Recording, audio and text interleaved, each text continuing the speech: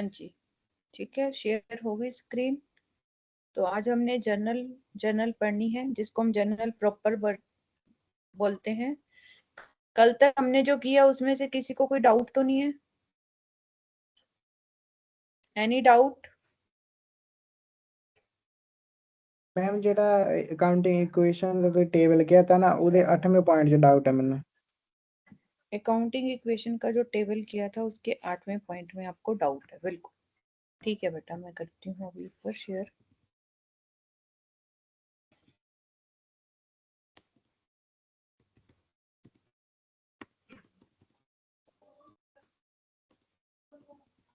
इससे ऊपर ही था ना? पेज नंबर मैम क्या है जेड़ा बेटा? पेज नंबर 21 है मेरे में। अकाउंटिंग इक्वेशन देख गई जेड़ा टेबल है। समझ गई।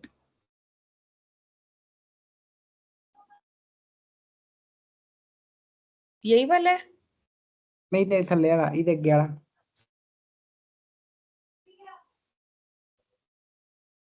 ये तो 400 पे अकाउंट्स है, इसमें तो कुछ ये वाला, ये तो नहीं है बेटा, आगे तो कुछ नहीं है। कौन सा पॉइंट कह रहे हो आप? मैं जेड़ा asset plus expense plus drawing वाला का इधर गई है। ये वेजिस है, इंटरेस्ट, मैम बैंक लोन। हाँ बोलो बेटा, और ऊपर जाऊं कि नीचे आऊं? नीचे नीचे आगे मतलब आगे जाओ, पीछे नहीं ठीक आगे। है, ये तो 400 पे काउंट शुरू हो गया, ठीक है। इधर नीचे मैम। इसके भी बाद है?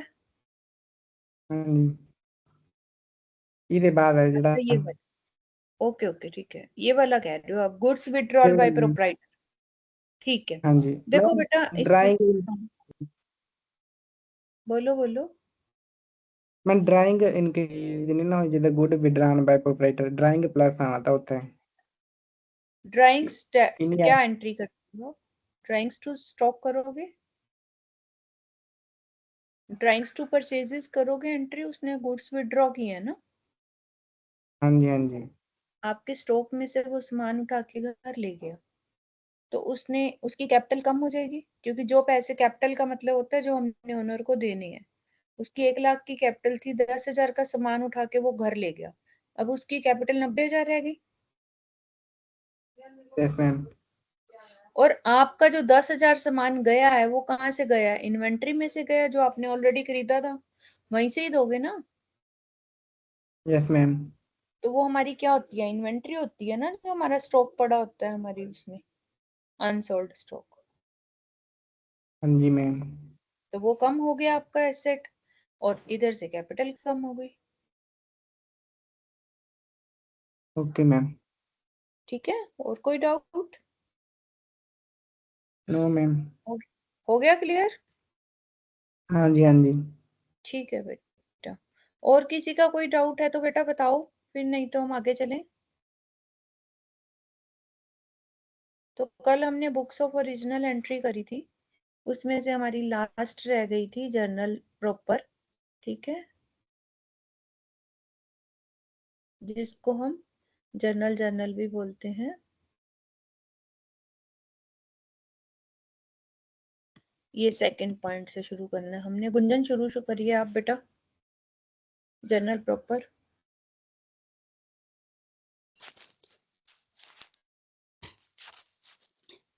Journal proper. Journal is the book of original entry in which those transactions for which no special journal is maintained are recorded. In other words, transactions like credit purchases, credit sales, purchase returns, sales returns, etc., for which specific subsidiary books are maintained, are recorded in this book of primary entry. This book of original entry is also known as journal proper. The following transactions are recorded in this book of original entry: purchase of a non-current asset on credit, sale of a non-current asset on credit, entries passed to rectify errors made in the books of accounts, rectification entries, entries passed to adjust ledger balances, adjustment entries, entries passed to open accounts Past when the business starts operation. Opening entries. Closing entries to transfer nominal accounts to trading and profit and loss account. Yes, तो वो कहते हैं journal, journal क्या है, ये भी books of original entry ही है, लेकिन जो ट्रांजैक्शन किसी स्पेशल जर्नल में नहीं आती है, जो हमने ऊपर पढ़ी है वो सारी स्पेशल जर्नल थी, purchase, sale, purchase return, sale return, bill receivable, bill payable, cash book, जो उसमें नहीं आती है वो जर्नल प्रॉपर में आ जाती है। ठीक है, द ट्रांजैक्शन लाइक, अब कौन सी है जो ऊपर नहीं आती हैं, देखो क्रेडिट परचेजेस तो परचेजेस में आ गई, क्रेडिट सेल सेल में आ गई, परचेज रिटर्न में आ गई, सेल रिटर्न में आ गई। ठीक है, लेकिन इनको भी बुक्स ऑफ ओरिजिनल एंट्री बोलते हैं। This book of original entry is also known as journal. जो इन बुक्स में नहीं आती हैं एंट्रीज, वो जर्नल में आती हैं। कौन सी होती हैं, जैसे आप नॉन करंट एसेट खरीद रहे हो क्रेडिट पे, नॉन करंट एसेट क्या होती है हमारी, जैसे प्लांट हो गया, लॉन्ग टर्म एसेट जिसको हम बोलते हैं, मशीनरी हो गई। तो जब हम कोई एसेट खरीदते हैं नॉन करंट क्रेडिट पे, तो उसको ना तो हम परचेज बुक में लिख सकते हैं क्योंकि वो हमारी इन्वेंट्री नहीं है, हमारा स्टॉक नहीं है, ना ही हम उसको कैश बुक में लिख सकते हैं क्योंकि हम उधार पे ले रहे हैं। तो उसके लिए फिर हम जर्नल में एंट्री बनाएंगे, जिसको हम नॉर्मल लैंग्वेज में कहते हैं जेबी पास करना। हम कहेंगे जेबी पास करनी पड़ेगी क्योंकि इसकी कोई स्पेशल लेजर नहीं है। अब आगे आते हैं sale of non current asset on credit. Same ही अगर आप कोई नॉन करंट एसेट बेच रहे हो उधार पे, तो वो भी आपकी इसी जर्नल में आएगी। इसके अलावा entries passed to rectify the errors, rectification entries आपने पढ़ी होंगी, आगे भी आपका चैप्टर में आ सकता है। तो रेक्टिफिकेशन ऑफ एंट्रीज भी हम किसी जर्नल में, किसी स्पेशल जर्नल में नहीं डालते हैं, सब्सिडरी बुक्स में नहीं डालते हैं, उसको भी हम जर्नल में करते हैं। Entries pass to adjust ledger balances, adjustment entries जो हम क्लोजिंग पे करते हैं, आउटस्टैंडिंग की, प्रीपेड की, डेप्रिसिएशन की, बैड डेट्स की, प्रोविजन की, ये सब एंट्रीज भी आपकी जर्नल में आती हैं। Entries pass to open accounts passed when business start operation, जब कोई नया बिजनेस स्टार्ट होता है या हर अकाउंटिंग ईयर के स्टार्ट में वो पिछले वाला जो एसेट्स और लाइबिलिटीज हैं हम आगे लेके कैरी करके आते हैं, तो उसको हम ओपनिंग एंट्रीज बोलते हैं, वो भी जर्नल में आती हैं। इसी तरह जब क्लोजिंग ईयर स्टार्ट होता है तो क्लोजिंग एंट्रीज होती हैं, वो भी क्लोजिंग में आती हैं। कौन सी, जैसे हमने पढ़ा था कि नॉमिनल अकाउंट का बैलेंस नहीं निकलता, उसका टोटल हमें ट्रांसफर करना होता है प्रॉफिट एंड लॉस में या ट्रेडिंग अकाउंट में। तो ये जो आपका क्वेश्चन बनता है कि कौन कौन सी एंट्रीज जर्नल प्रॉपर में आती हैं, एक तो ये पूरा क्वेश्चन बनता है, एक ये बनता है जर्नल प्रॉपर क्या है, एक क्वेश्चन आपका ये बनता है कि ये इनमें से कुछ एंट्रीज आपको दे दी जाएंगी और उसमें पूछा जाएगा कि बताओ ये कौन सी बुक में आएंगी या कहाँ आएंगी। तो आपको ध्यान रखना होगा कि जर्नल प्रॉपर की एंट्रीज कौन सी हैं। इसके बाद आता है types of entries recorded in journal proper, जो अभी हमने ऊपर पढ़ा है। ओपनिंग एंट्री, ओपनिंग एंट्री क्या होती है, ओपनिंग में जब हम सारे बैलेंसेस ट्रांसफर करते हैं नए अकाउंट्स में, तो उसको ओपनिंग एंट्री बोलते हैं। उसमें एंट्री क्या आती है, एसेट्स को डेबिट करते हैं, assets debits to liabilities to capital, क्योंकि एसेट्स जो है वो लाइबिलिटी प्लस कैपिटल के इक्वल होती है। ठीक है, और इस एंट्री को उठाने के लिए हम कहाँ से लेते हैं सारी चीजें, बैलेंस शीट से। कौन सी बैलेंस शीट से, जो प्रीसीडिंग ईयर, जो पिछला साल, जैसे 24-25 खत्म हुआ, 25-26 शुरू हुआ, तो 25-26 को 1 अप्रैल को आप सारी एंट्रीज उठाओगे, जो 31 मार्च की आपकी बैलेंस शीट होगी वहां से। अब ट्रांसफर एंट्रीज क्या होती हैं, sometime it is necessary to make the transfer entries, जैसे journal entry through which the amount of account are transfer to another account.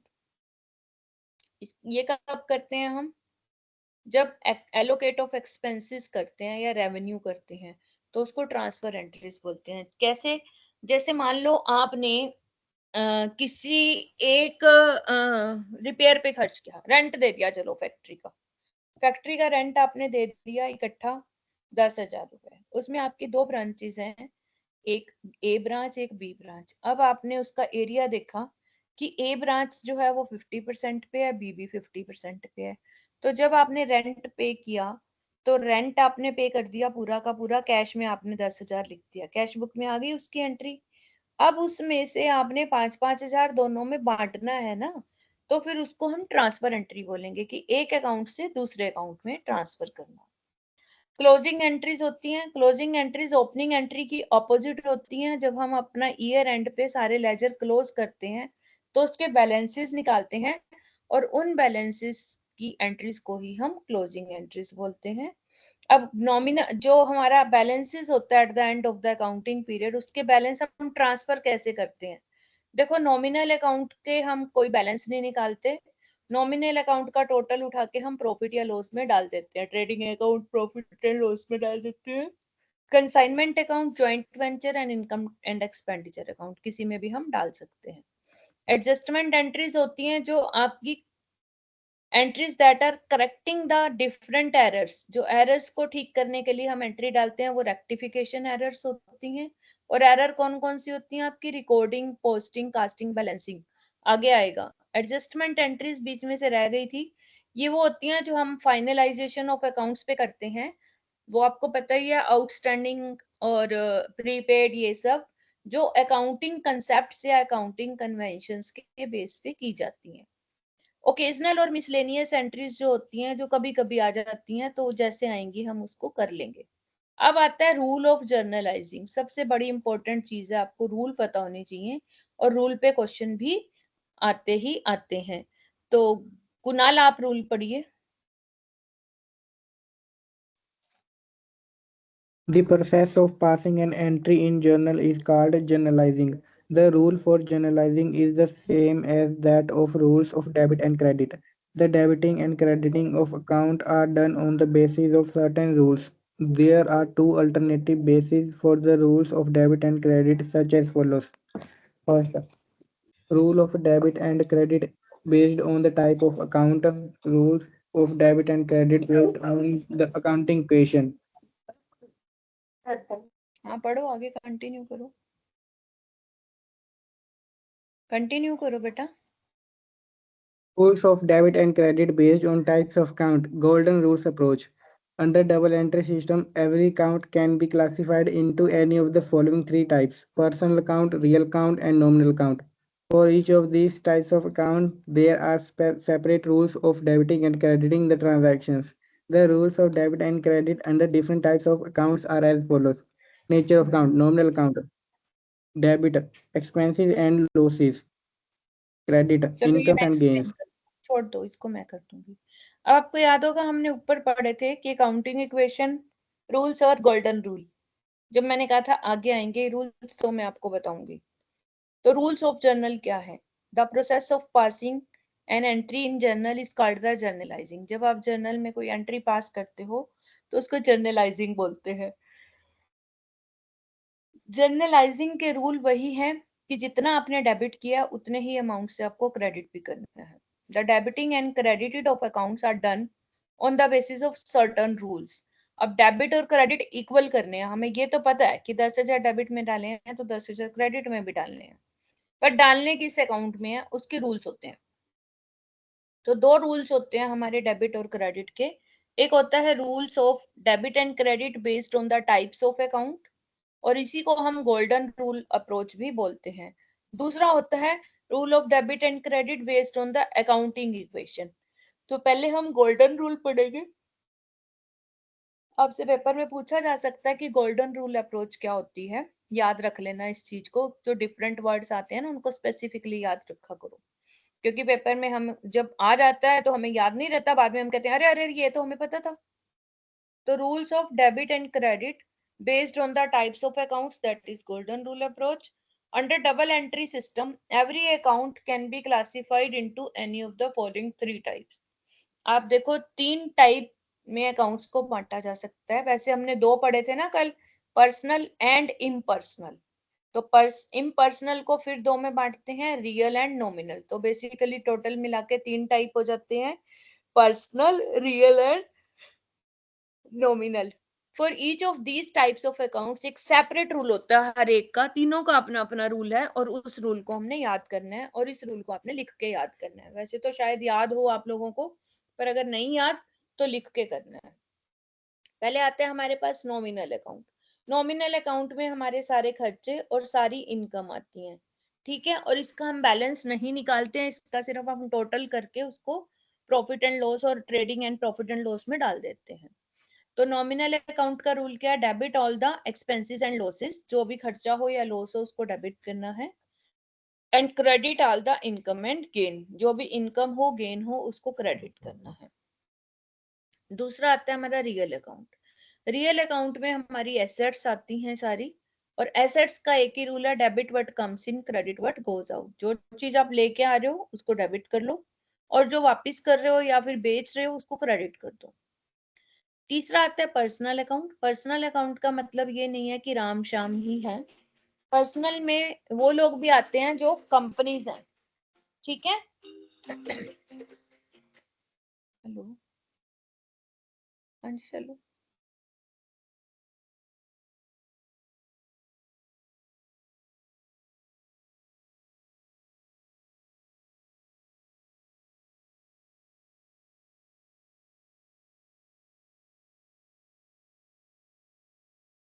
हाँ जी, तो बच्चे देखो, आपका जो है रियल अकाउंट हो गया debit what comes in and credit what goes out, और जो पर्सनल अकाउंट है, पर्सनल अकाउंट का मतलब होता है, sorry,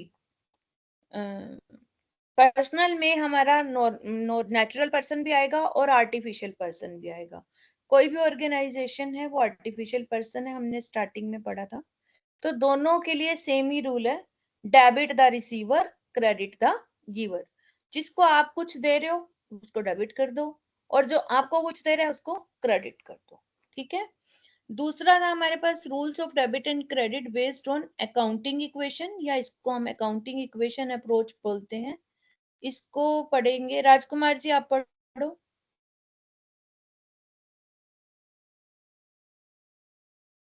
Rules of debit and credit based on accounting equation. Accounting equation is a statement of equality between the three basic elements of accounting with assets, liabilities, and equity. Each and every financial transaction affects any one or more of these three basic elements.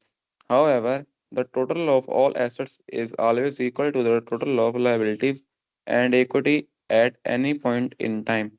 The rules of debiting and crediting an account based on accounting equation have been summarized hereunder. तो Components of देखिए, accounting equation. नहीं मैं बता देती हूँ इसको, कोई बात नहीं। Accounting equation is the statement of equality between basic elements of accounting. तो देखो, हर लाइन में हर वर्ड का मीनिंग को समझो, आपको पेपर देने में बिल्कुल दिक्कत नहीं आएगी। What is an accounting equation? Accounting equation is a statement of equality, क्योंकि assets is equal to liability plus capital होता है, तो उसमें तीनों एलिमेंट्स आ गए हमारे, three basic elements of accounting. वैसे तो 5 होते हैं पर बेसिक एलिमेंट 3 है हमारे, एसेट्स, लायबिलिटी एंड इक्विटी। इनकी इक्वालिटी की स्टेटमेंट को ही हम अकाउंटिंग इक्वेशन बोलते हैं। Each and every financial transaction, हमने ये भी पढ़ा था कि हम कोई भी फाइनेंशियल ट्रांजैक्शन जब करते हैं तो वो इनमें से या तो एक पे या एक से ज्यादा बेसिक एलिमेंट्स पे इम्पैक्ट डालती ही डालती है, हमें उस इम्पैक्ट को देखना है। However, the total of all assets is always equal to total of liability and equity at any point of time। आप कभी भी देख लो, assets is equal to liability plus capital रहेगा ही रहेगा। The rule of debiting and crediting on account based on accounting equation have been summarized hereunder। अब क्या rules हैं आपके इसके? एसेट्स जो हैं कभी भी जब आपके पास आती हैं उसको आप इंक्रीज करते हो, डेबिट करते हो जब एसेट्स आती हैं। हाँ जी Yes, ma'am. बेटा, कोई चीज मशीन खरीदते हो तो मशीन डेबिट करते हो ना, Yes, ma'am. कैश आता है तो कैश डेबिट करते हो। तो जब आपके पास एसेट्स आती हैं तो एसेट्स को आप डेबिट करोगे, और अगर आपके पास से एसेट्स जा रही हैं तो उसको क्रेडिट करोगे। इसी तरह लाइबिलिटी का अपोजिट हो जाएगा, जब एसेट लाइबिलिटी कम हो रही है, आप पेमेंट कर रहे हो तो उसको डेबिट करोगे, और अगर आपकी लाइबिलिटी बढ़ रही है, आप उधार ले रहे हो तो क्रेडिट करोगे। कैपिटल भी लाइबिलिटी है तो सेम रूल आएगा कैपिटल में भी, कि डेबिट जब डिक्रीज होती है और क्रेडिट जब इंक्रीज होती है। ड्राइंग आपकी एसेट की तरह काम करती है क्योंकि कैपिटल की अपोजिट होती है, तो डेबिट जब इंक्रीज होती है और क्रेडिट जब डिक्रीज होती है। एक्सपेंसेस का मैंने अभी बता ही दिया कि डेबिट होंगे सारे, और जब बढ़ेंगे तो, और अगर खर्चे कम हो रहे हैं तो क्रेडिट हो जाएंगे। रेवेन्यू अगर बढ़ रही है तो डिक्रीज डेबिट हो, इंक्रीज हो रही है तो क्रेडिट होगी, और डिक्रीज हो रही है तो डेबिट होगी। तो ये टेबल आपने बना के दोनों याद कर लेनी है, गोल्डन रूल भी और अकाउंटिंग इक्वेशन रूल भी। अब आता है स्टेप्स ऑफ जर्नलाइजिंग। तो स्टेप्स ऑफ जर्नलाइजिंग रमन आप पढ़िए। Steps in journalizing. The process of journalizing involves the following steps: determination of the accounts involved in the transaction, classifying the accounts either as nominal, real, and personal, or into assets, liability, capital, drawings, expenses, and revenue, applying the rules of debit and credit for the identified accounts for identifying which account is to be debited and which account is to be credited, recording the details of the transaction with date, particulars, and its narrations, and also the amount to be debited and credited, writing a brief summary of the transactions called narration at the end. देखिए, अब steps क्या हैं journal के, वैसे आप सबको पता है, पर हम एक बार रिव्यू कर लेते हैं, क्योंकि अगर देखो हमें पता होती हैं कई चीजें, लेकिन हम उन्हें लिख नहीं सकते। अगर पेपर में क्वेश्चन आ जाए स्टेप ऑफ जर्नलाइजिंग, हालांकि कोई इंपॉर्टेंट क्वेश्चन नहीं बन रहा है ये, बट आ सकता है, तो आपको पता होना चाहिए। सबसे पहले हमें ये देखना है कि कोई ट्रांजेक्शन हुई है तो उसमें कौन कौन से अकाउंट्स इन्वॉल्व है। फिर हमने उन अकाउंट्स को क्लासीफाई करना है कि क्या ये रियल है, नॉमिनल है या पर्सनल है, अगर गोल्डन रूल से चलना है तो। अगर अकाउंटिंग इक्वेशन रूल से चलना है तो हमने एलिमेंट के बेस पे क्लासीफाई करना है कि जो ट्रांजैक्शन हुई है उसमें कौन कौन से हमारे अकाउंट्स इन्वॉल्व हैं, asset, liability, capital, drawing, expenses या रेवेन्यू। ये हमने 4-6 किए हैं इसमें। ठीक है, समझ आ गई ये बात? Yes, ma'am. फिर आपने थर्ड स्टेप पे आपने रूल्स अप्लाई करने हैं। अगर आप गोल्डन रूल से चल रहे हो तो गोल्डन रूल अप्लाई करो, और अगर आप अकाउंटिंग इक्वेशन से चल रहे हो तो अकाउंटिंग इक्वेशन के रूल अप्लाई करो। फिर उसको रिकॉर्ड करना है अपने ट्रांजैक्शन को। रिकॉर्ड करने के बाद उसके नीचे उसकी नरेशन देनी है, और अमाउंट भी लिखना है, डेबिट में भी और क्रेडिट में भी। और नरेशन में हम क्या लिखते हैं, उसकी ब्रीफ समरी, जिसको हम नरेशन कहते हैं। ये क्वेश्चन में एमसीक्यू आ सकता है कि ब्रीफ समरी ऑफ ट्रांजैक्शन को क्या बोलते हैं, नरेशन बोलते हैं। ठीक है, अब आता है functions of journal and advantages of journal. ये दोनों पॉइंट पढ़ेंगे सुमित पालकोर, आप पढ़िए। Function of journal: a function performed by the book of original entry. First, historical function. It contains a chronological record of transaction for future reference. Recording function.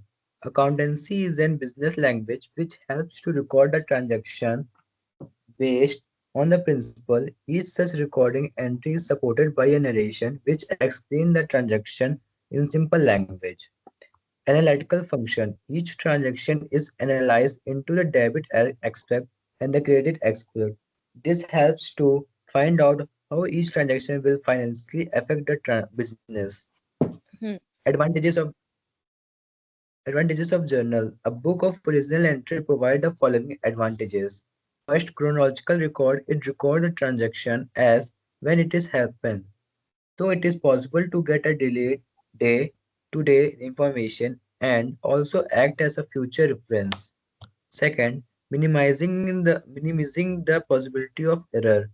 The nature of transaction and its effect on the financial position of the business is determined by the recording and analyzing into debit and credit aspect. Narrative explanation of recorded transaction. It maintains the detailed record of transaction written immediately after passing the entry, thus provide a highlight of the transaction done. Helps to classify the account. Journal in the basis of laser posting and ultimate the trial balance. Evidence in the court. Information recorded in the journal which certainly serve as a proof or evidence in the court of law. Limitations भी पढ़ लो, इसकी खत्म करते हैं इसको। Limitation of journal. When a single journal is maintained, it becomes unsuitable for organizations that enter into a large number of transactions. Second, it is not a simple system of recording of transactions. Third, the process of journalizing is a time-consuming process. Fourth, It does not facilitate internal control because in general transactions are recorded in the chronological order. Yes, देखिए अब वो कहता है कि steps in journal हमने पढ़ लिया। अब जर्नल के फंक्शन क्या है, काम क्या है, क्यों हम जर्नल बनाते हैं। पहला हिस्टोरिकल फंक्शन है, ये हमारी सारी एंट्रीज को, सारी ट्रांजैक्शंस को क्रोनोलॉजिकल क्रोनोलॉजिकल वे में रिकॉर्ड करता है।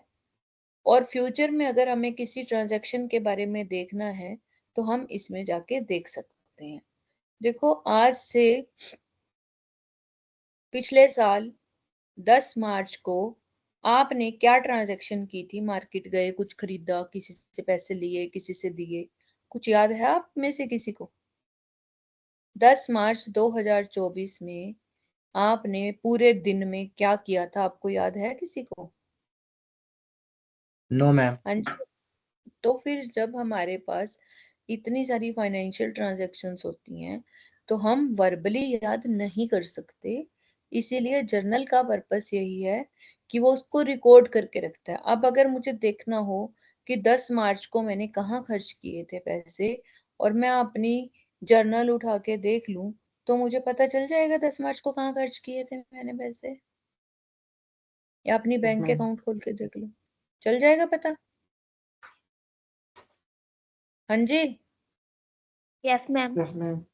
तो इस यही पर्पस है इसका कि ये क्रोनोलॉजिकल का फायदा ये होता है कि अब हमें ये पता है कि 10 मार्च 2024 की एंट्री देखनी है तो हम सीधा वहीं पर ही जाएंगे, मत्थापच्ची नहीं करेंगे।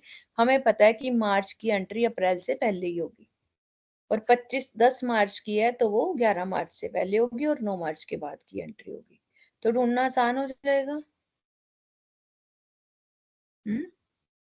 अगर आपकी बुक्स में यस से पेज नंबर हटा दिए जाएं तो कितनी दिक्कत होएगी ना। अभी जैसे आपने मुझे बताया था 21 पेज नंबर पर, आसान हो गया ना क्योंकि पेज नंबर लिखे हुए हैं। इसी तरह हमने क्रोनोलॉजिकल वे में डेट के अकॉर्डिंग एंट्रीज की हुई हैं तो इजी हो जाएगा ना हमारे लिए। ठीक है। Yes ma'am. ओके। अब हमने किसी चीज को अपनी बुक्स में रिकॉर्ड करना है तो उसको हमें कोई लैंग्वेज चाहिए होती है। जैसे आपको हिंदी का पेपर देना है, हिंदी में ऐसे लिखोगे, इंग्लिश का पेपर देना है, इंग्लिश में लिखोगे, पंजाबी का देना है, पंजाबी में लिखोगे। अब फाइनेंस का पेपर देना है, अकाउंटेंसी का पेपर देना है, तो अकाउंटेंसी की लैंग्वेज लिखोगे। और हमारी जर्नल जो है, रिकॉर्डिंग ऑफ ट्रांजैक्शन जो है, वो अकाउंटेंसी की लैंग्वेज के बेस पे बनती है। क्योंकि अभी हमने लैंग्वेज पढ़ी है, इसके रूल पढ़े हैं, debit what comes in, credit what goes out. तो each such recording entry is supported by narration. हर एंट्री में नरेशन भी होती है जो एक्सप्लेन करती है ट्रांजैक्शन को सिंपल लैंग्वेज में। यानी कि अगर हम नरेशन ना भी लिखें तो as being a accounts person मैं आपसे पूछूं कि एसेट डेबिट टू कैश लिखा हुआ है, इसका क्या मतलब है? आप बता दोगे ना कि एसेट आई है और कैश देके हमने कोई एसेट खरीदी है। यस बता मैम। दोगे क्योंकि आप अकाउंट्स के स्टूडेंट हो। अब अगर कोई नॉन अकाउंट्स पर्सन को मैं वो एंट्री दिखाऊं, क्योंकि वो अकाउंटेंसी की लैंग्वेज है, हमें समझ आ गई। लेकिन जिस बंदे ने अकाउंटेंसी नहीं पढ़ी होगी उसको तो डेबिट क्या होता है ये भी नहीं पता चलेगा। अकाउंटिंग तो क्या से कहाँ से समझ आनी है उसको जर्नल। तो इसलिए इसका रिकॉर्डिंग का काम भी है कि ये उसको रिकॉर्ड करती है हर एक ट्रांजेक्शन को प्रॉपर वे में। नरेशन इसलिए लिखी जाती है कि आम बंदा भी उसको समझ ले पढ़ के। अब एनालिटिकल फंक्शन, हर एक ट्रांजैक्शन को एनालिसिस किया जाता है डेबिट और क्रेडिट एक्सपेक्ट में। किसमें से डेबिट किसको करना है, क्रेडिट किसको करना है। जिसका इम्पैक्ट ये पड़ता है कि लास्ट में जो आपकी फाइनेंशियल स्टेटमेंट्स बनती हैं वो ट्रू एंड फेयर पिक्चर दिखाती हैं, और इनकम स्टेटमेंट आपका सही प्रॉफिट दिखाती है। तो इसलिए हम एनालिटिकल फंक्शन इससे कर सकते हैं। ठीक है, क्योंकि हमें बता देती है कि इसका क्या इफेक्ट पड़ रहा है। अब है एडवांटेजेस, वही जो फंक्शंस होते हैं ज्यादातर वही एडवांटेजेस होती हैं। तो पहला एडवांटेज तो यही है कि क्रोनोलॉजिकल रिकॉर्ड है तो हमें कभी भी डे टू डे इंफॉर्मेशन मिल सकती है। फ्यूचर रेफरेंस में हमें पता चाहिए कि कहाँ पर क्या हुआ था तो हम उस डेट पे जाके चेक कर सकते हैं। Minimising the possibility of errors, The nature of transaction and its effect on the financial position of the business is determined by the recording and analyzing. जब हम चीज रिकॉर्ड करते हैं और फिर अभी हमने ऊपर पढ़ा उसको एनालाइज भी करते हैं डेबिट एंड क्रेडिट में, तो वो हमारी रिकॉर्डिंग की एरर्स को कम कर देता है। जब हम देखते हैं ना कि हम एंट्री ठीक कर रहे हैं कि नहीं कर रहे, रिकॉर्ड करके फिर दोबारा चेक भी करते हैं ना, एनालाइज भी करते हैं, ट्रायल बैलेंस मिलाते हैं, लेजर के बैलेंस निकालते हैं, डेबिट क्रेडिट चेक करते हैं, तो वो हमारी एरर्स को कम कर देता है। नैरेटिव एक्सप्लेनेशन, वो फिर वही बात आ गई कि नरेशन दी होती है हर एक ट्रांजैक्शन के बाद, वो उसकी डिटेल्स को बताती है। Help to classify accounts, journal is the basis of ledger posting and ultimate trial. देखो जर्नल बेस है, उसको लेके ही आप लेजर बना सकते हो, लेजर को लेके फिर आप ट्रायल बैलेंस बना सकते हो। तो बिना जर्नल के लेजर नहीं बन सकती और बिना लेजर के ट्रायल बैलेंस नहीं बन सकता। क्लियर है ये? Yes ma'am. इसके अलावा एविडेंस इन कोर्ट, कल को कोर्ट में कोई झगड़ा हो जाता है, किसी के साथ कोई प्रॉब्लम हो जाती है, डिस्प्यूट हो जाता है, तो कोर्ट आपकी वर्बल बात को नहीं मानेगा कि आप इनोसेंट फेस वाले हो तो आप सच बोल रहे हो, नहीं होगा ऐसा। कोर्ट आपके रिकॉर्ड्स को मानेगा, तो आपकी जो रिकॉर्ड्स बोलेंगे वहां पर ये प्रूफ ऑफ एविडेंस का काम करेगा, क्योंकि आपने जर्नल बना रखी है, रिकॉर्डिंग कर रखी है, तो वो तभी आपका प्रूफ ऑफ एविडेंस बन जाएगा, क्योंकि उसके डॉक्यूमेंट्स भी होंगे आपके पास। ठीक है, यस मैम। अब आता है limitations of journal. When a single journal is maintained, it becomes unsuitable for the organization in large. जो बड़ी ऑर्गेनाइजेशंस होती हैं उनके लिए सिंगल जर्नल जो है वो सुटेबल नहीं है। बेटा आप म्यूट कर लो, किसी के बीच में से आवाज आ रही है बच्चे की। Thank you.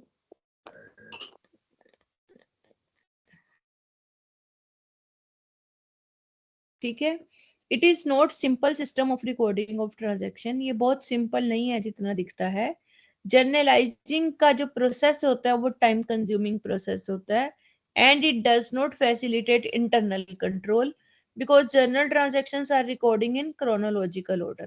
क्रोनोलॉजिकल ऑर्डर में आप उनको प्रोसेस कर रहे हो, लिख रहे हो, तो उसमें इंटरनल कंट्रोल का काम फैसिलिटेट नहीं होता है। आगे है लेजर। जर्नल के बाद हम लेजर बनाते हैं। लेजर के लिए आप सलोनी आप पढ़िए।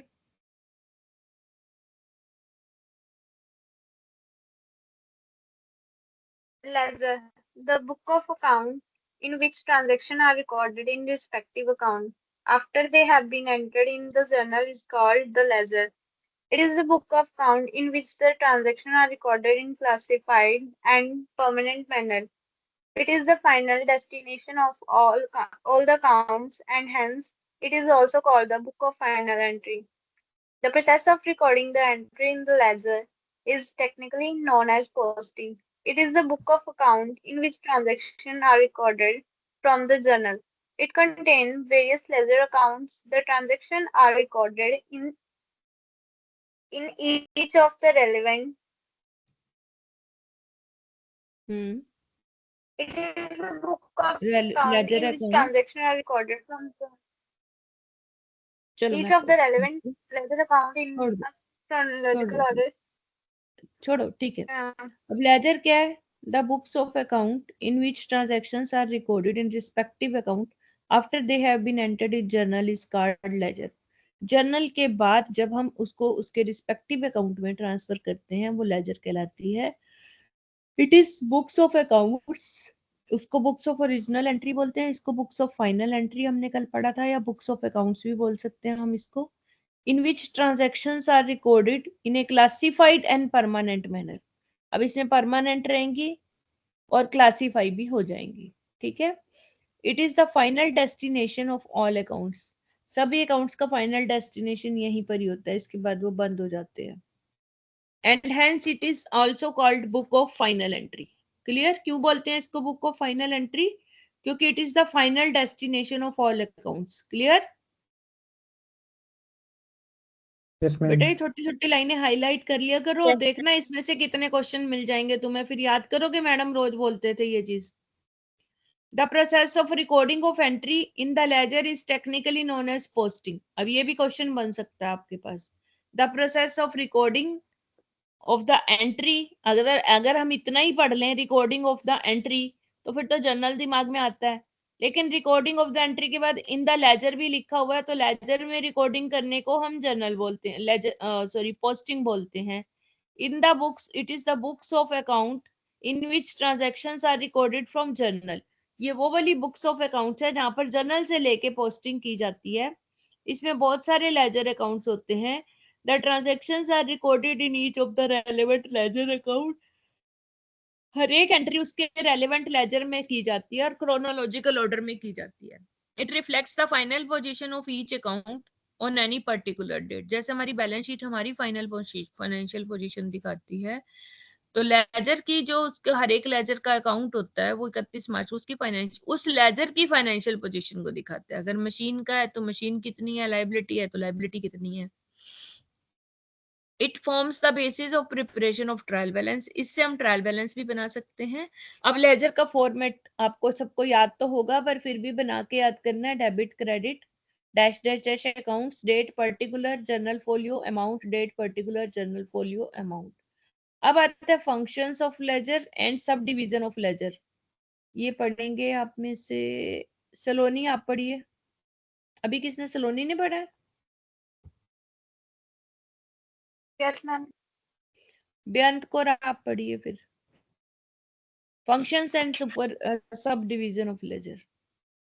Functions of ledger. It acts as a permanent storehouse of all the transactions of a concern arranged for ready reference. It summarizes the effect of business transaction in uh, bu- business in terms of the individual account, so that a conclusion concerning the status of each account may be drawn periodically. In other words, it shows under each account heading all positive and negative changes pertaining to that account as a result of operations to date, and the balance of account, if any, at the end of each significant period. It is like a mirror reflecting the image of the concern, which enable it to analyze business operations for the purpose of deciding future plan of action. Subdivision of ledger. On the basis of the nature of accounts maintained, ledger can be classified into personal ledger and general ledger. Personal ledger. The ledger which contains the personal accounts of the debtor and creditor is called personal ledger. It can be further subdivided into debtor customer phase ledger. It contains the personal account of all the customers or trade debtors. Creditors, suppliers, purchase, bout ledger. It contains the personal account of all the suppliers or trade creditors. Impersonal ledger or general ledger. The ledger which contains the accounts other than those contained in the personal ledger is called impersonal or general ledger. The types of accounts maintained in this ledger are real, nominal, and personal, except trade debtor and trade creditor. देखिए अभी हमने laser का format पढ़ लिया। इसके बाद हमने पढ़ा फंक्शंस ऑफ लेजर। अब लेजर के फंक्शंस क्या है? देखो सबसे पहले ये स्टोर हाउस है। जो भी हमारी अकाउंटिंग ट्रांजैक्शंस होती हैं वो अल्टीमेटली जाके हम कहाँ स्टोर करते हैं? लेजर में। क्योंकि final books of final entry भी पढ़ा हमने, जर्नल के बाद लेजर में पोस्टिंग होती है। परमानेंट स्टोर हाउस है, सारी ट्रांजैक्शंस यहाँ पर आकर परमानेंट अरेंज कर दी जाती हैं रेडी रेफरेंस के लिए। अब ये जर्नल से आसान क्यों है? देखो आसान इसलिए है कि जर्नल जो है वो एक डेट में बहुत सारी ट्रांजैक्शन होंगी, और उसमें कोई एक पर्सनल अकाउंट जो है या लेजर है उसमें 2 या 3 बारी आएगा। लेकिन जब हम साल में वो सारा लेजर देखेंगे तो उसके रिलेटेड कंसर्न हमारी सारी एंट्रीज एक ही बारी में हम देख सकते हैं। जैसे अब आप 12 स्टूडेंट हो, 12 स्टूडेंट का अगर मैं जर्नल बनाऊंगी रोज कितनी ट्रांजेक्शन होंगी, और अगर मैं सबका अलग अलग लेजर बना दूं तो किसी एक पर्टिकुलर स्पेसिफिक की मैंने एंट्री देखनी है तो लेजर से देख सकती हूँ। It summarizes the effect of business transactions in term of individual accounts so that the conclusion concerning the status, तो हम उसका स्टेटस भी निकाल सकते हैं पीरियोडिकली, यानी कि eight the end of the year. कि कितना हमने इसको कुछ दिया और हमने इससे कितना लिया और अब इसका क्या बच गया है eight the and. Positive and negative changes भी देख सकते हैं हम इसमें। It is like a mirror reflecting the image of the concern which enables it to analyze business operations for the purpose of deciding future plan। तो इनको देख के कोई आपका जो मैनेजर है वो फ्यूचर प्लान भी बना सकता है। अब आगे हमें पता है कि जिस तरह से हमने अकाउंट्स की डिवीजन की थी वही यहाँ पर सब डिवीजन ऑफ लेजर है, personal ledger and impersonal ledger. Personal ledger का मतलब होता है कि जो पर्सन से रिलेटेड होती है, चाहे वो आर्टिफिशियल पर्सन है चाहे वो नेचुरल पर्सन है। तो पर्सन कौन होते हैं? या तो डेटर होते हैं या क्रेडिटर होते हैं। डेटर वो होते हैं जिनसे हमने पैसा लेना होता है, क्रेडिटर वो होते हैं जिनको हमने देना होता है। तो डेटर को हम कस्टमर भी लिख सकते हैं और कस्टमर किस में आते हैं? सेल लेजर में आते हैं। It contains the personal accounts of all customers और ट्रेड डेटर्स। इसी तरह क्रेडिटर हमारे सप्लायर होते हैं, वो परचेज में या बोट लेजर में आते हैं। It contains the personal accounts of all suppliers, जो हमें सप्लाई करते हैं सामान, ट्रेड क्रेडिटर्स। अब आगे आता है इम्पर्सनल लेजर और general ledger. The ledger which contains the accounts other than those contained in personal is called the impersonal और जनरल लेजर। तो इसमें क्या आता है? रियल अकाउंट आता है जिसमें एसेट्स आती हैं, नॉमिनल एंड पर्सनल भी आ सकता है, except trade debtors and trade creditors. उसको हमने इसमें नहीं लेना है क्योंकि क्रेडिटर और डेटर तो पर्सनल में आ गए, ठीक है। बाकी सारे पर्सनल आपके जर्नल में आ सकते हैं। The advantages of sub division क्या है? It provides complete and detailed information. हर एक अकाउंट की आपको एक नेचर के अकाउंट की एक ही बुक में सारी एंट्रियां मिल जाएंगी। It discloses the summarised information by getting the ledger account balances. जब at the end of the accounting period हम उसके बैलेंसेस बनाते हैं, तो ट्रायल बैलेंस बनाते हैं, हमें हर एक का बैलेंस पता चल जाता है। अब लेजर में पोस्टिंग कैसे करते हैं ये पढ़ना है हमने, और इसके लिए मैं इनवाइट करूंगी बेअंत कौर। आपका हो गया आज? Yes ma'am.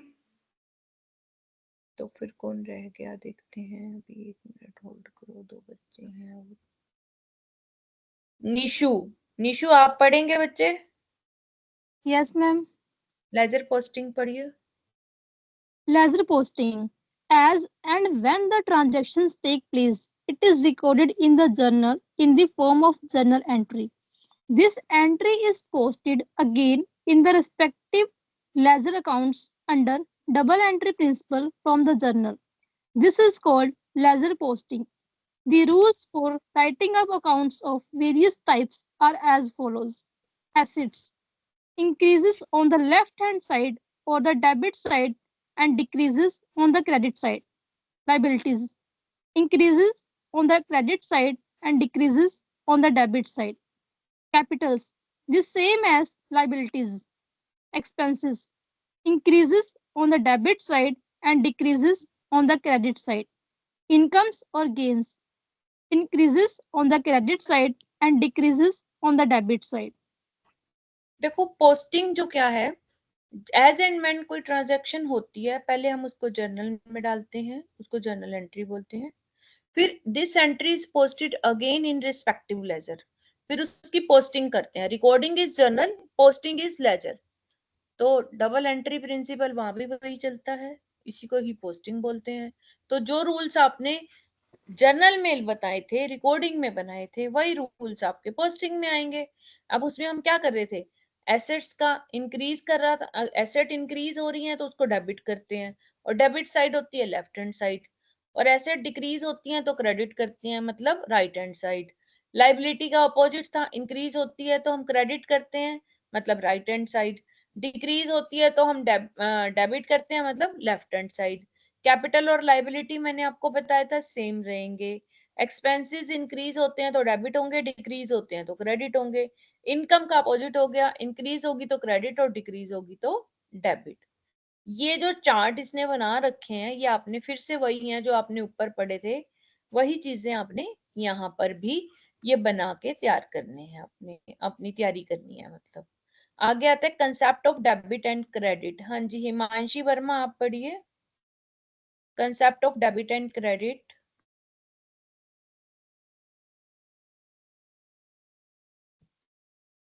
Himanshi is there? Himanshi Verma, are you there? No. Yes, ma'am. पढ़ो बच्चा फिर. Concept of debit and credit. Yes, ma'am.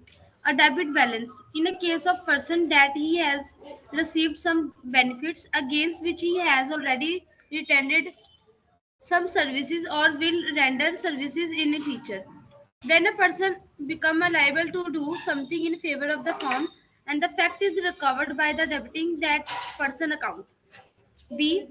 In case of goods or properties that the value and the stock of such goods or properties has increased relating to real account. In case of other account like loss or expenses that the firm has incurred certain expense or has lost money relating to nominal account.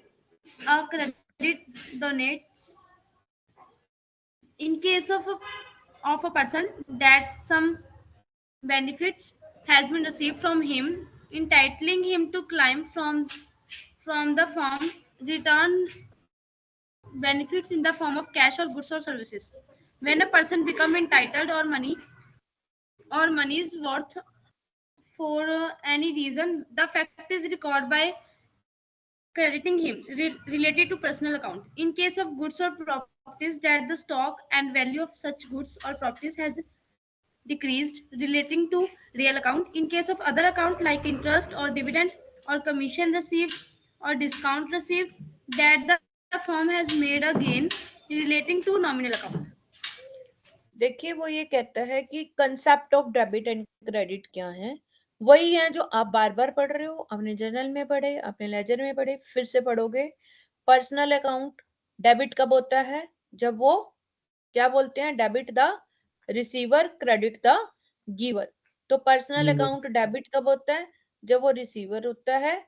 और credit कब होता है? जब वो giver होता है. In case of person that he has received some benefit against which he has rendered some services. किसी person ने आपसे कोई benefit लिया which has already rendered some services and will render the services in future. When a person become liable to do something in favor of the firm, the fact is recorded debiting that person. जब उसने कुछ करना है आपके लिए तो आप उसको डेबिट करोगे. कैसे? डेटर्स अकाउंट डेबिट, यही करेंगे हम. डेटर्स को डेबिट करते हैं. हाँ जी. और टू सेल्स इन, लेकिन यहाँ पर वो कहता है कि in case of a person that he has received some benefit. आपसे कुछ बेनिफिट लिया उसने. क्या बेनिफिट लिया? सामान ले गया वो आपसे. डेटर डेबिट टू सेल कब करते हैं? जब आपने उसको सामान दे दिया और पैसे नहीं लिए तो आपसे बेनिफिट ले गया वो. Yes ma'am. या हम किसको डेबिट करते हैं? आपने किसी से कोई सर्विस करवाई और उसके पैसे, वो तो लाइबिलिटी होगी. some benefit against which he has already rendered some services or will render services in future. When a person become liable to do something, उसने कुछ करना है हमारे लिए, मतलब या तो हमें सर्विसेज देगा फ्यूचर में, पैसे एडवांस ले गया. आपने किसी कॉन्ट्रैक्टर को पैसे दे दिए, ए को पैसे दे दिए और उससे अभी काम करवाना है, पेंट करवाना है घर का, तो हम एंट्री क्या करेंगे? ए डेबिट करेंगे टू कैश, क्योंकि वो तो आपसे उधार ले गया. जब तक काम नहीं करेगा उसके कैसे आप कर लोगे? ठीक है. पेंट टू कैश तो हम तब करेंगे जब उसने पेंट कर दिया हो. ठीक है. तो उसने कुछ ना कुछ करना है आपका काम, इसलिए वो ले गया. इसी तरह कोई गुड्स या प्रॉपर्टीज जो रियल अकाउंट होती हैं, जब वो बढ़ती हैं तो हम उसको डेबिट करते हैं. यही किया ना हमने. Debit what comes in, credit what goes out. तो एसेट्स जब इंक्रीज होती हैं तो हम उसको डेबिट करते हैं. नॉमिनल अकाउंट में हम किसको डेबिट करते हैं? सभी खर्चों को या एक्सपेंसेस को. क्लियर है ये? Yes ma'am. और क्रेडिट की नोट्स, क्रेडिट में अपोजिट हो जाएगा. जब हमने किसी को पैसे देने हैं तो उसको क्रेडिट करेंगे, और हमने उससे सर्विस ले लिया, कुछ सामान ले लिया, परचेजेस डेबिट टू क्रेडिटर. और उल्टा रियल में क्या होगा? जब कोई चीज हमारे से जा रही है, जैसे स्टॉक जा रहा है या कोई चीज बेच रहे हैं, तो उसको क्रेडिट करेंगे. और नॉमिनल में हम किसको क्रेडिट करेंगे? इनकम को, डिविडेंड, कमीशन, कोई भी डिस्काउंट रिसीव्ड जो हमें प्रॉफिट हो रहा है. आगे है लास्ट में हमारा है बैलेंसिंग ऑफ लेजर। इसको संजीव आप पढ़िए।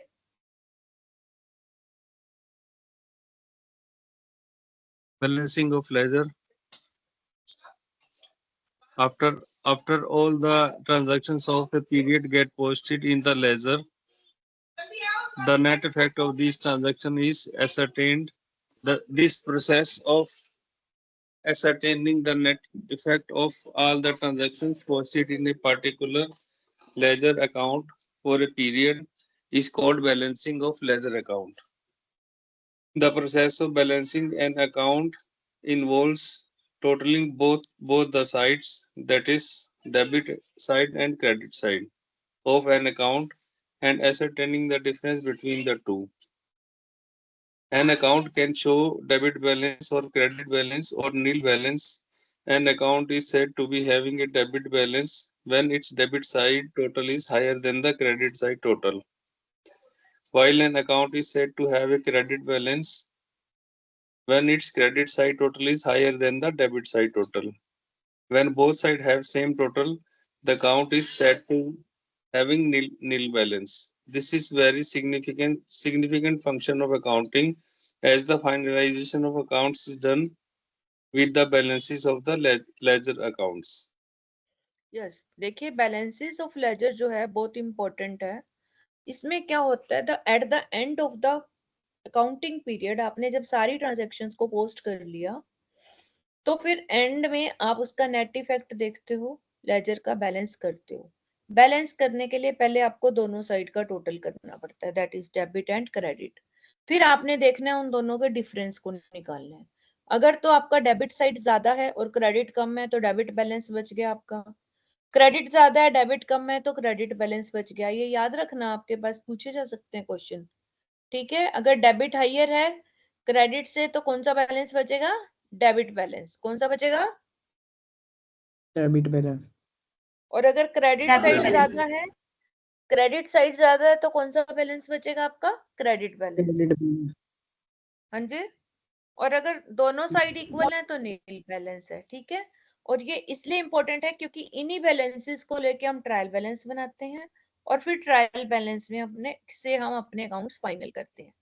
अब जैसे ये क्वेश्चन आ रहा है, इसकी जर्नल एंट्री और लेजर दोनों बनानी है। तो पहला आपकी एंट्री है, mister Vikas and missus Vaibhavi who are husband and wife start the business. उन्होंने इकट्ठा बिजनेस स्टार्ट किया, 5 लाख और 2.5 लाख दोनों ने दिया। लेकिन चाहे इकट्ठा हो या कुछ हो, बिजनेस के लिए हस्बैंड वाइफ नहीं माने जाते, बिजनेस के लिए बिजनेस है। तो वो एंट्री करेंगे हम, cash account debit to Vikas capital to Vaibhavi capital. क्या एंट्री करेंगे, cash debit to Vikas capital to Vaibhavi capital. अब इसके लिए कौन कौन से अकाउंट यूज करेंगे आप बताइए, 1 बाय 1 सब लोग बताएंगे। कितने लेजर अकाउंट खुलेंगे इसमें, गुंजन आप बताइए, स्टार्ट करिए।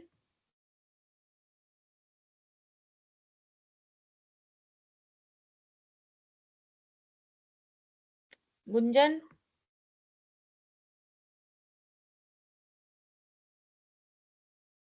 Gunjan is not there.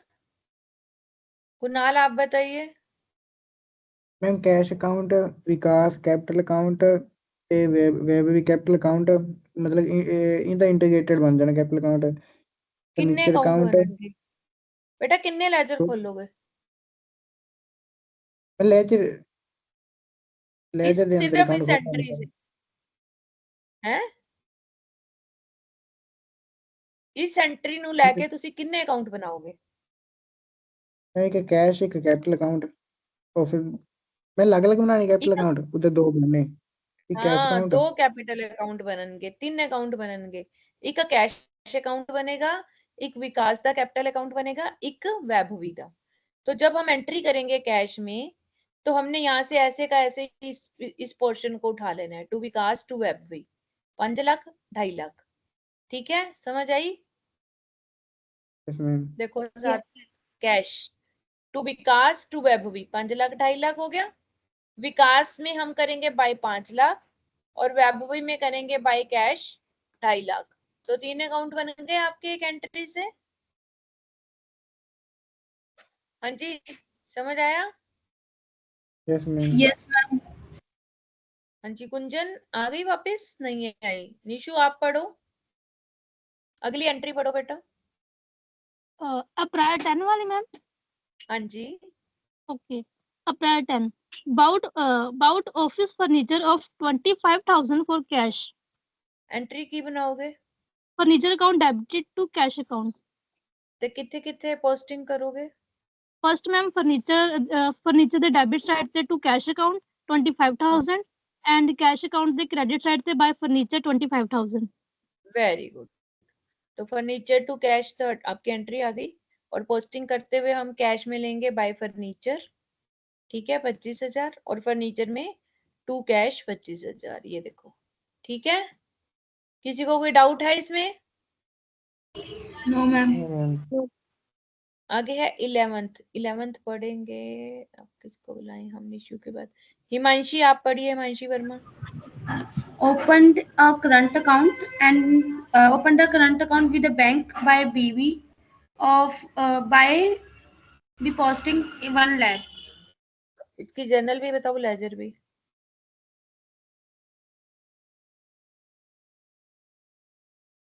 Ma'am ये करंट अकाउंट में जाएगा 1 लाख टू। एंट्री बताओ बेटा मुझे। ओके एंट्री बिना देखे। Cash account ma'am bank account to cash account. हाँ bank account to cash account, क्योंकि ये काउंटर एंट्री बनेगी। आप बैंक में अकाउंट खुलवा रहे हो, ठीक है। तो क्या करोगे अब, पोस्टिंग क्या करोगे? कैश अकाउंट में मैम कैश अकाउंट में टू बैंक आएगा बाय और बैंक। करंट बाय बैंक और करंट अकाउंट में जाएगा ये करंट अकाउंट कौन सा खोलोगे बेटा? करंट अकाउंट तो कोई भी नहीं है।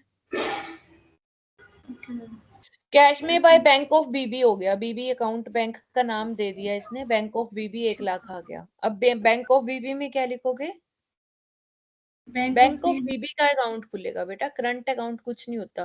करंट वर्ड जो है ना, टर्मिनोलॉजी यहाँ पर बैंक के लिए है, क्योंकि बैंक में सेविंग अकाउंट भी खुलते हैं, करंट अकाउंट भी खुलते हैं, और एफडीज वगैरह भी खुलती हैं, वहां करंट अकाउंट आप खुलवा रहे हो ना। आपकी बुक्स में उसका करंट का कोई रेलेवेंट नहीं है यहाँ पर, ठीक है। तो बैंक ऑफ बीबी यही अकाउंट आएगा, इसमें लिखोगे टू कैश 1 लाख, ठीक है। Okay ma'am. नेक्स्ट एंट्री है paid office rent for the month by cheque. Raman.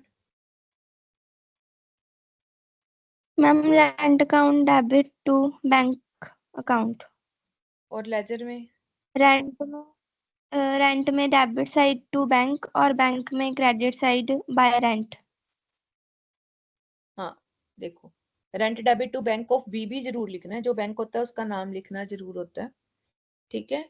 तो जब हम चेक से पेमेंट करते हैं तो हम ये मान के चलते हैं कि हमारी बैंक से पेमेंट निकल जाएगी, तो रेंट के डेबिट में आ जाएगा और बैंक के क्रेडिट में। देखो रेंट के डेबिट में हम लिखेंगे टू बैंक ऑफ बीबी, और बैंक ऑफ बीबी में लिखेंगे बाय रेंट। देखो बाय रेंट 15,000, ठीक है। अगली एंट्री देखते हैं।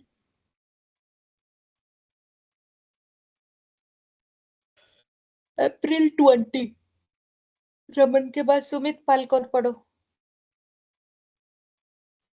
Bought a motor car for 4,50,000 from Millennium Motors by making a down payment of 50,000 by check and a balance by taking a loan from HH Bank. Ma'am इसका ma'am motor account debit 4,50,000 motor क्या होती है cash. बेटा? Motor क्या होता है? Motor ma'am क्या होता है? मोटर खरीद रहे हो आप? Ma'am car. क्या खरीद रहे हो? कार खरीद रहे हो ना बेटा। मोटर तो पानी कार, चलाने वाली भी होती है, तो मोटर कार लिखोगे ना, या कार लिखोगे, ठीक है। डेबिट टू कैश अकाउंट 50,000 और ma'am to ma'am HS bank loan account. Cash दे रहे हैं हम उसको। Yes ma'am 50,000। No no ma'am